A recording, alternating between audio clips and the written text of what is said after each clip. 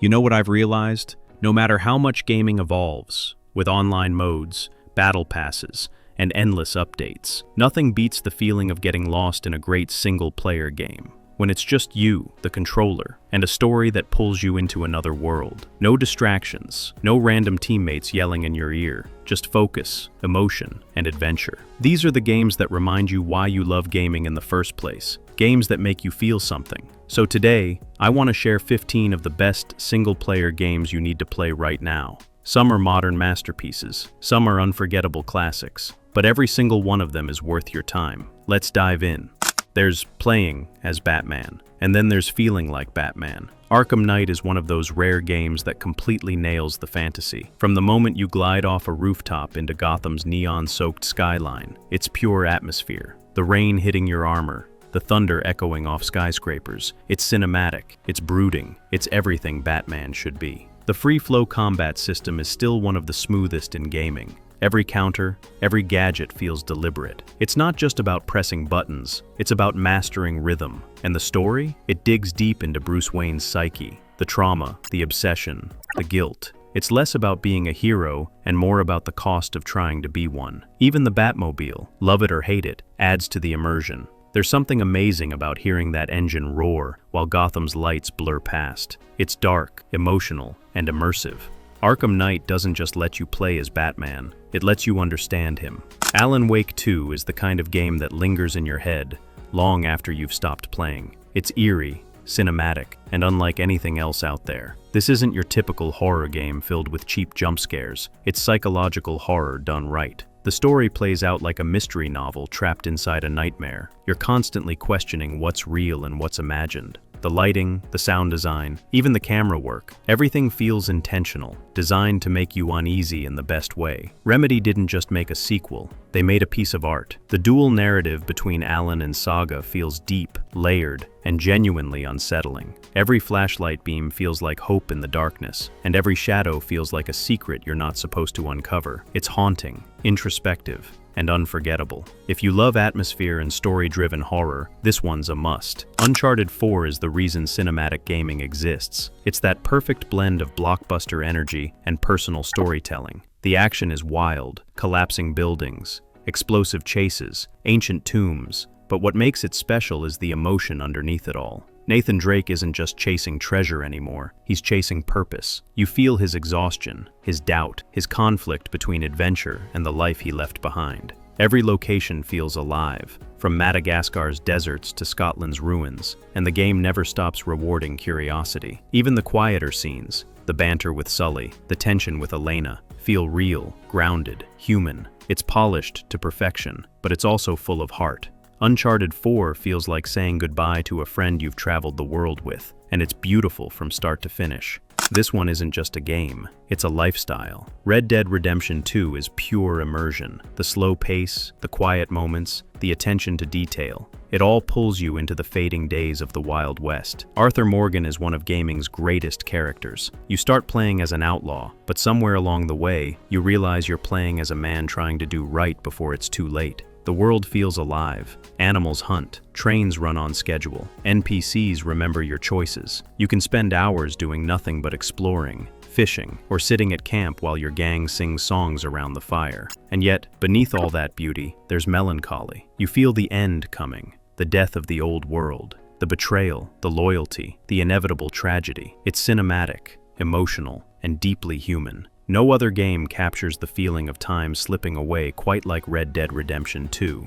Every once in a while, a game comes along that completely redefines what storytelling can be, and The Last of Us did that. Joel and Ellie's journey through a world destroyed by infection isn't just about survival, it's about connection, about finding something worth living for when everything else is gone. The emotional weight in every scene, the fear, the heartbreak, the moments of hope, is unmatched. And the remake only amplifies that. The updated visuals and subtle animations make every expression, every tear, feel painfully real. It's a brutal game, but it's also tender. Moments like Ellie's jokes in the middle of chaos or Joel's quiet guilt make you forget you're even playing. It's not just one of the best single-player games, it's one of the best stories ever told. This game makes you think. Detroit, Become Human, puts you in control of an evolving story about androids discovering what it means to be alive, and forces you to make impossible moral decisions every step of the way. It's cinematic, emotional, and unpredictable. No two playthroughs are ever the same.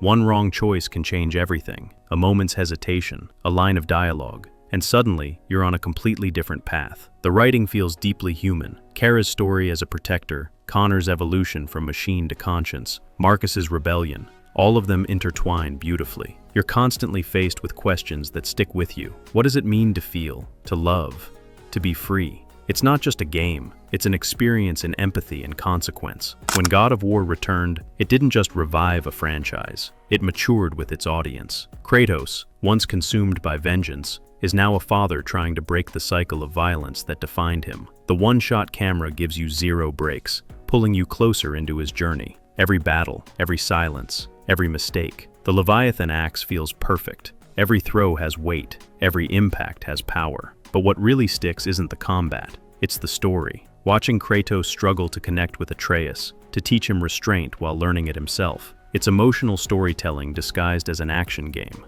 Every Norse god encounter feels epic, but every quiet moment feels profound. It's a masterclass in how to mix mythology and meaning. BioShock Infinite is one of those games that stays in your head long after the ending, partly because you're still trying to process what the hell just happened. Columbia is stunning at first, a floating paradise in the sky, but the deeper you go, the more cracks you see in the perfection.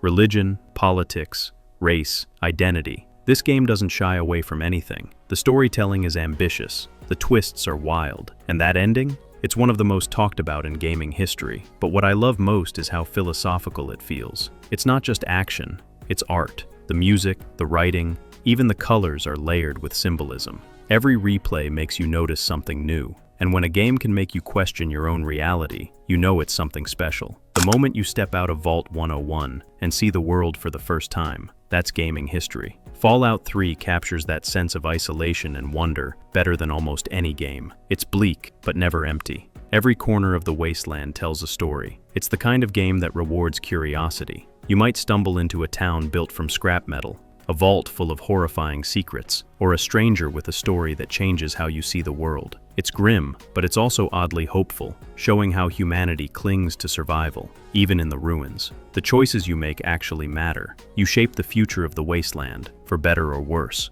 That freedom, to explore, to decide, to live in this broken world, is what makes Fallout 3 timeless. There's something special about Elden Ring. It's not just a game, it's a journey of perseverance. At first, it breaks you, the bosses crush you, the world overwhelms you. But then something clicks. You adapt, you learn, and you overcome. That moment when you finally defeat a boss that seemed impossible, that's pure gaming euphoria. The world is vast and mysterious. Every hill hides a secret. Every ruin tells a silent story. It doesn't hold your hand, and that's what makes it beautiful. It's a game that trusts you to explore, to fail, and to find your own path.